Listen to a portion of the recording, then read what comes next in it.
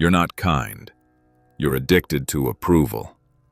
And if you click away now, you'll spend another year saying yes to everyone but yourself. Then call it bad luck when your life still doesn't feel like it's yours. Stay until the end, or you'll keep confusing self-betrayal with virtue and wonder why nobody ever learns to respect a man who won't respect his own limits. Let's be honest. You don't say yes because you're full of love. You say yes because you're terrified of what will happen if you say no. You're afraid they'll think you're selfish, afraid they'll be disappointed, afraid they'll talk about you behind your back, afraid they'll leave. So you sacrifice your time, your energy, your plans, even your sleep, just to keep the room smooth, the chat calm, the vibes okay. From the outside, it looks like kindness. On the inside, it feels like slowly bleeding out in silence. Stoicism has a brutal line for this. Peace with others built on war with yourself is not peace. It's slavery. People-pleasing is a prison you decorate as virtue. You tell yourself you're easygoing, chill, low maintenance. What you really are is scared. Here's the truth. Most won't say. People-pleasing is not just weakness. It's also a form of manipulation. You're trying to control what they think of you. Look how helpful I am. Look how understanding I am. Look how I never cause trouble. You trade your own needs for a specific image. The good guy, the reliable one, the one who never says no. And then you get angry, quietly, when people believe you and treat you exactly that way. The Stoics would ask you one question. Can a man really be free if his mood and decisions are owned by other people's expectations? You already know the answer. Every time you say yes while every part of you inside is screaming no, you send out a silent message. My time is cheap. My energy is negotiable. My values are flexible if you push hard enough. And people listen. Not the good ones, maybe. They'd respect you either way. But the selfish ones, the user, the emotionally lazy ones, they hear it loud and clear.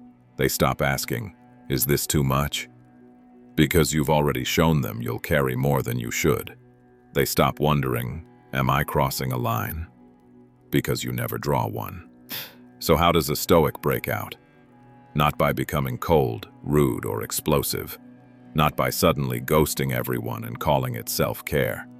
But by doing something much harder. Choosing what is right for you over what makes everyone else comfortable. Again and again. First, you have to see the cost of people-pleasing clearly. It steals your time. Whole evenings you didn't want to spend there. Whole weekends you gave away because you didn't know how to say, I'm not available. It steals your energy. You go to bed exhausted, not from meaningful work, but from carrying everyone's expectations like invisible weight on your shoulders. It steals your identity. After enough years of this, you don't even know what you actually like anymore. You only know what keeps other people happy. That's not kindness. That's self-erasure. The Stoic solution starts with a shift in loyalty, from loyalty to their opinion, to loyalty to your own values. Marcus Aurelius didn't say, live so everyone approves of you.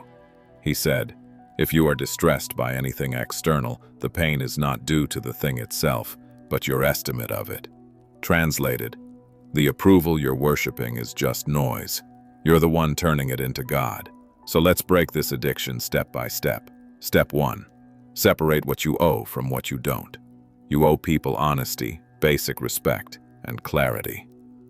You do not owe them constant availability, endless emotional labor, or a version of you that never has needs. Your boss can ask for your time at work. Your partner can ask for communication. Your friends can ask for support. No one is entitled to own your life. Step 2. Accept that someone's disappointment is not a crisis.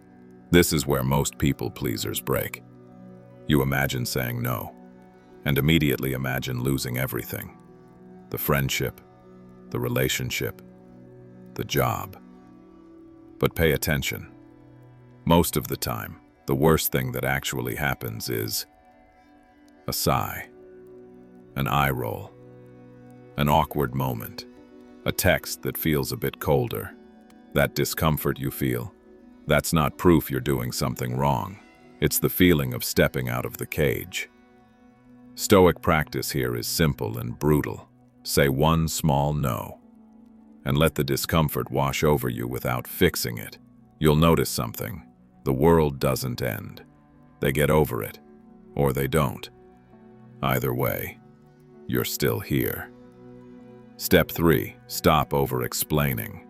Approval addicts think, if I explain well enough, they won't be mad. They'll understand. I'll keep their love and my boundary. So you write long essays for a simple no. You share your entire childhood trauma to justify needing rest. You beg to be seen as good, even while you're finally trying to be honest. Stoic honesty is different, short, clear, grounded. I can't this weekend. That doesn't work for me. I'm not available tonight. No performance, no apologizing for having a life. Step 4. Use the dichotomy of control ruthlessly. You don't control whether they like your no. You control whether the no is aligned with your values. You don't control whether they judge you.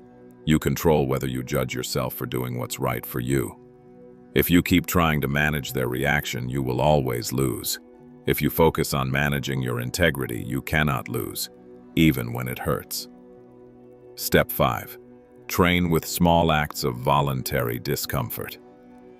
The Stoics slept on the floor, took cold, walked in the cold, practiced being okay without comfort, so that when real discomfort came, they were ready. You do the same with people-pleasing.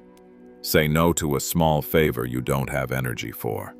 Don't answer a message instantly. Give a short, honest answer instead of the one that makes you look best. Each time, your nervous system will freak out a little less. Each time you'll realize, I can survive their disapproval. And once you can survive that, they lose their power over you. Step 6. Redefine what good means. Right now, good to you means liked, easy, always available. That's why selfish people love you, and why you secretly hate yourself. For a Stoic, good means living in line with virtue, courage, honesty, justice, self-control. Sometimes courage means saying, I won't do that. Sometimes honesty means admitting, I don't want to come. Sometimes justice means honoring your own time as much as you honor theirs. Isn't that the man you actually want to be? A man whose yes means yes because his no also exists. A man whose presence has weight because he's not constantly bending. A man whose love matters more because it's not coming from fear. Here's the paradox you're too scared to test. The people who really belong in your life will not leave because you stopped people-pleasing. They'll relax. They'll trust you more. You'll finally be someone real, not a mirror reflecting what they want to see. The ones who do leave when you stop pleasing, they were never here for you. They were here for the way you made them feel, at your expense. Losing them isn't a tragedy. It's a renovation. So tonight, make one promise to yourself under this fire. You will stop teaching the world that you come last, not with a scream, not with a post, but with a series of small, quiet no's that protect the man you're becoming. You don't need everyone to approve of you. You need to be able to look at yourself and know, I didn't abandon myself today just to keep someone else comfortable. That's where freedom begins. Join the Stoic Cartel. Come back to the fire tomorrow. We'll keep turning every rejection into fuel for the kind of man you're becoming.